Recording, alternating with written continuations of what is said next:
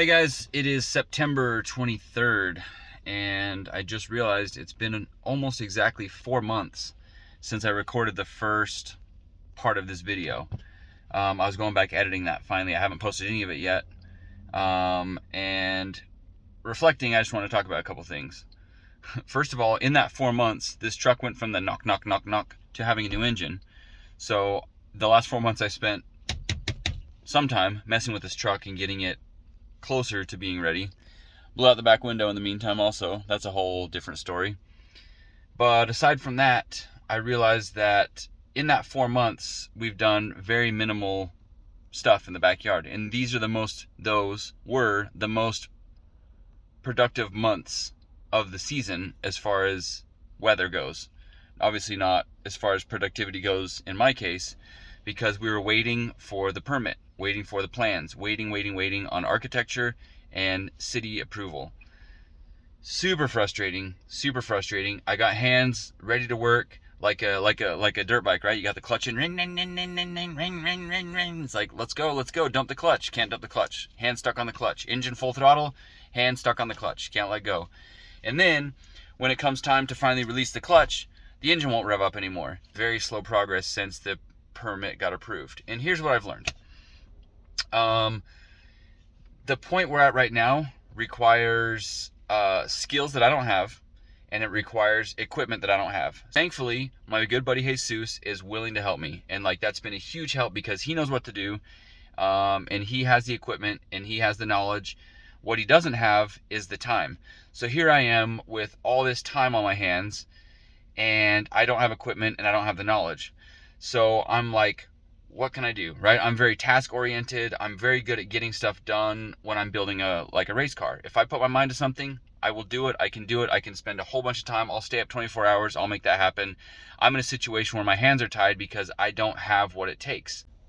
That's been really hard for me to accept, right? I'm sure that's normal. Other people are just like, yeah, dude, that's how the world works. But my brain, I just can't. Like, I want to go. I want to be let loose. I want to do something. So here I am, walking around basically looking for stuff to do. What can I do until I can get help, right? We're at the season now where it gets dark at 7 o'clock. It used to get dark at 9 o'clock. So we lost 2 hours of daylight in those 4 months that I was waiting for permits and architecture. So now my days are cut short. Jesus works during the day. When he gets off work, we have 1 or 2 hours before it gets dark. So that cuts significantly into the amount of time that we have to be productive during the day. So now I'm kind of looking with my hands tied, what do I do at this point? Do I just start doing what I can? Do I go rent equipment, spend a couple $1,000s and push dirt around? I don't know where to push the dirt. I'm not a dirt guy. I can't you know what I mean? Then I need a laser to level the backyard and then set stakes and be like, okay, this is where we're going to go to. I don't have that. So it's I really need the expertise of others. And like I talked about in my first video, I hate wasting money. I don't mind spending money when it's going towards something productive, but if I go rent equipment and spend 2 weeks pushing dirt around just to realize that I did it wrong, that's a couple grand down the drain. That could have been, the difference of putting drywall in my shop or a little bit more insulation or something like that I just wasted on something else. And I told you guys I wasted money on the very first architectural design, and that really eats at me. At $1,500, it's not that much in consideration of the whole project, but that's, a sliding door and a couple windows, right? That now I have to come up with that money from somewhere else. It's really frustrating. So I'm trying to avoid those problems and those traps. So I'm here, hand on the clutch, trying to rev the engine up, but I can't go. I can't go because I don't know which direction to go, right? If you put me in the shop and you hand me a car, I say, I know what I need. I need to order parts. Okay, now I need to cut and weld this. Okay, now I need to start assembling this. I know how to do all that stuff. I know all the steps to get from point A to point Z, right? But here I don't know what to do. I've got all the energy, all the excitement, all the motivation, but I don't have the knowledge and the skills. And it's really hard. That's really hard for me and really frustrating. But I'm gonna do what I do. I'm making this video series to tell you guys the ups, the downs, the frustrations, all the problems, and this right now is my problem. I got the permit, I got the okay. I'm trying to beat the snow, and I'm at the mercy of those people who are willing to help me. And that's hard for me to do. It requires some humbling and patience, and maybe that's a lesson I need to learn, but it's not easy. I am setting the strings. I did it wrong the first time. Watched some videos, learned how to do it right with batter boards. So basically you set the batter boards back off of the edge, and then that way when your strings intersect, you don't have a post or a stake right where you need to be doing the footing. So by having it back a little bit, your string lines will cross, you can make a mark, and then you have free access to dig. So batter boards, that's what I'm up to right now, squaring this up. And then the 3-4-5 Pythagorean theorem to figure out, make sure that there's a right angle on every corner. Basically, it rained 2 days ago, and then it is still not dried out, so I'm stepping in mud. Had to switch to the ultimate 4-wheel drive, my boots, just to get through. It's obvious to me that some spots are different types of soil, and so they haven't dried out, and some of it's like clay that doesn't absorb water as much. So this part is pretty firm, while over there super soft, super wet, and that's where we put all the fill dirt. So the native soil from here is really good. That soil is not so much. So we're gonna have to make sure to compact and use a lot of gravel over there, because I don't want the pad to sink and crack. Yeah, different parts over here. Yeah, this stuff is really wet. Yeah. I'm not gonna walk over here anymore. I just noticed this. I'm definitely not a hunter or a trapper by any means, but those are feline cat prints. And that right there is a raccoon. And the only reason I know that or suspect that is because I've seen raccoon back here before.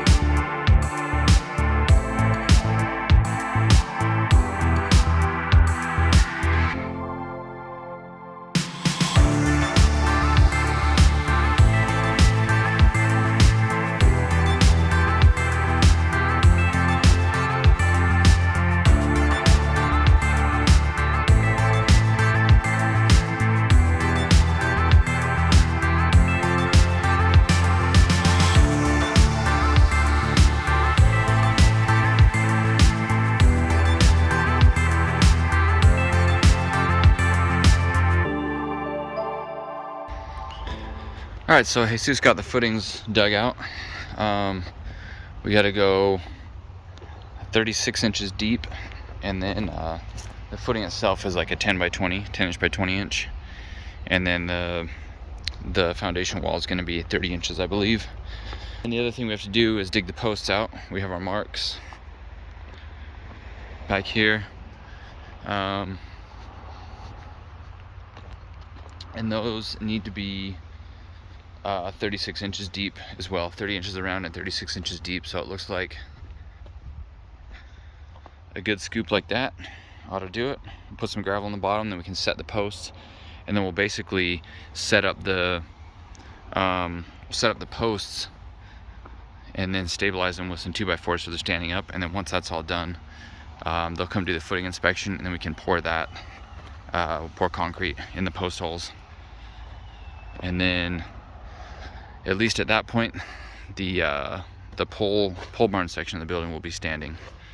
There's still the foundation walls and all that stuff to deal with, but first things first, we have to get the inspection done by the city, the foundation inspection. So we have to form everything up before we pour anything and make sure that they sign off on it before we can order concrete and do all that stuff.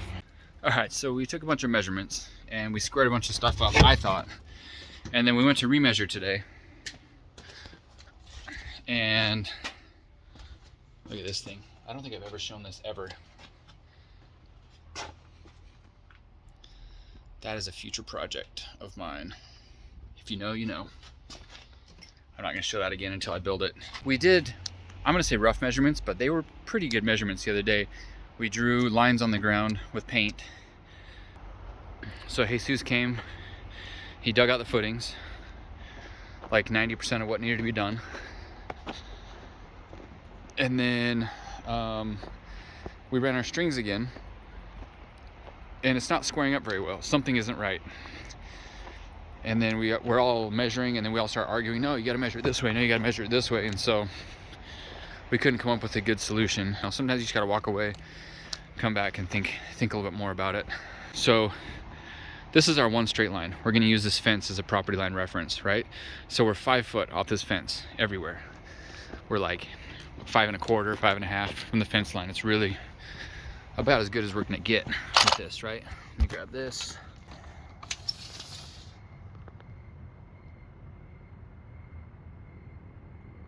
Five 3/4.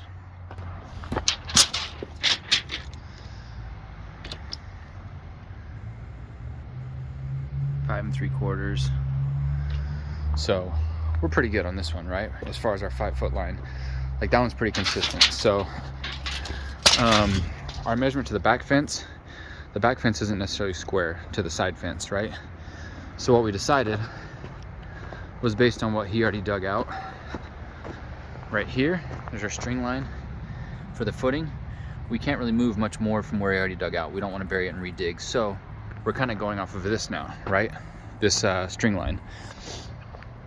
So that being the case, we don't want to move this string line. We can't move the string line a lot, but we can move it a little bit. So what I did is I went and got a square. I know we can use the Pythagorean theorem, but I think this is going to give us a pretty good starting point, right? We're not square. In fact, I can even rest that there. We can see that we're not there, right? So this line here needs to move this way to bring that closer to square. So I'm gonna start playing with that, get it pretty close, and then we can start doing some math and some measurements that way. So we got the footings all dug out. This is took a whole bunch of measurements today, string lines and all that stuff. This is the very front of the office part. It's gonna go this way, that way, then forward. Still gotta do plumbing. All this part's gonna have plumbing and whatnot. There's gonna be a footing right in the middle, which will hold up the trusses up top over there. That's all pole barn stuff over there. This is gonna be the traditional framing on this side. And so hopefully in the next couple of days, we get everything formed up, and then have the city come out and do their foundation inspection, and then we can pour. Should be nice. Got that late night digging, burning the midnight oil going on. The ground is really hard over there. Can't get through. We need to go 39 deep for those pillar columns. And I think he's down to like 32, and it's just like really, really, really hard for that to get through.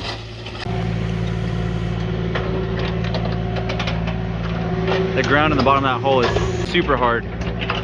Like, I've been digging at this hole for like quite a while. You can hear it. It's just like hard packed dirt. Been there for 1,000 years.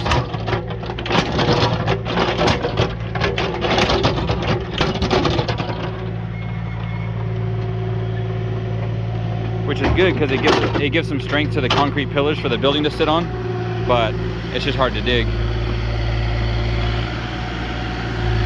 It's close?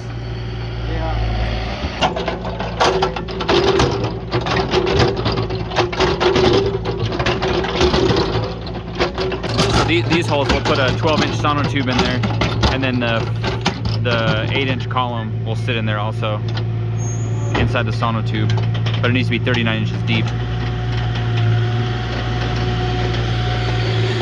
There it is.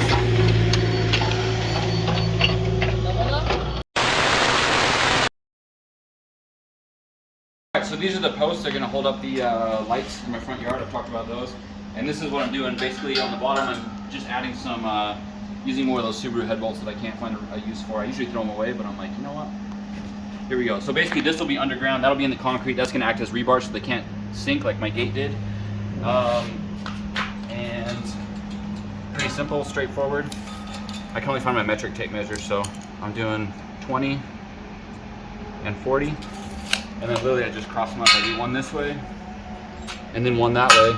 And I think that'll be sufficient. It's better than doing nothing at all. Need this.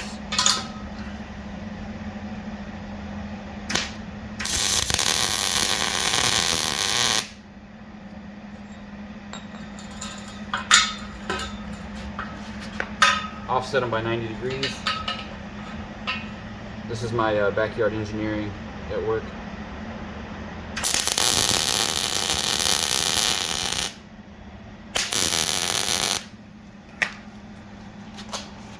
And hopefully that'll do it. I guess we'll see in a year if my light posts sink, if this was a good idea or not.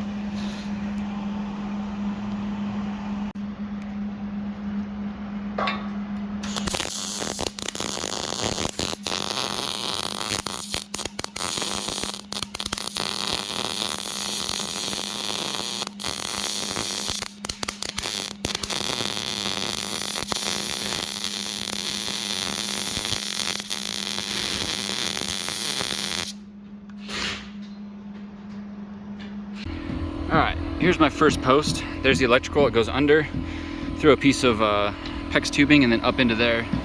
And the post goes up. I have a little bit of electrical sticking out on top. And then I'm going to set dry concrete in there, get it as level as I can, and then wet the concrete. Basically do a dry set column. So, and then afterwards I'll run my electrical all the way through here, and then I'll tie into each one of these. And then the electrical will either come from the house side or it'll come from the shop side, depending on how I decide to go. But either way, I'll have the wires run all the way over there. For now, what I'm going to do is strip these, tie them to an extension cord, and then use that to power the light so I can test them out. Time to bust out this post level square set from Harbor Freight. Make sure that post is square centered. I just poured some dry concrete in there, so I'm going to square it up and then wet that concrete and let it set. Let's see how this thing works. Got my concrete in the bottom there.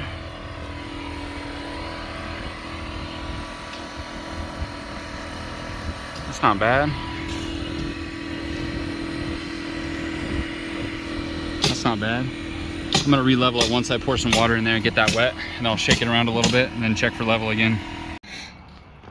All right, so you can see it's not completely dark, but it's dark enough for that light to turn on. That is a bright light. It's supposed to be pretty low consumption, so I'm trying to imagine 5 of those. That's like, that might just be overkill. I don't know. This is awesome. Got the light. I just put the other one up. I'm about to wire those two together so those will both be on. Yeah, I'm gonna run just a temporary, because this hole needs to be dug out still. Right, this one's kind of like not great. The rest of it's all trenched pretty well. But these two, because we were working over here, it got filled in. So in order to bury that one, we'll have to dig down, come that way. So for now, I'm just gonna run it over so I can run these 2 lights, see how bright it gets. Got them both working. Definitely my best wiring I've ever done. Oh yeah, look at that. I would have connected the neutral, but the extension cord that I used the end of a ripped off extension cord, and it doesn't have the neutral on the plug side, so there was no point in hooking it up because it doesn't go anywhere. But you know what, it works.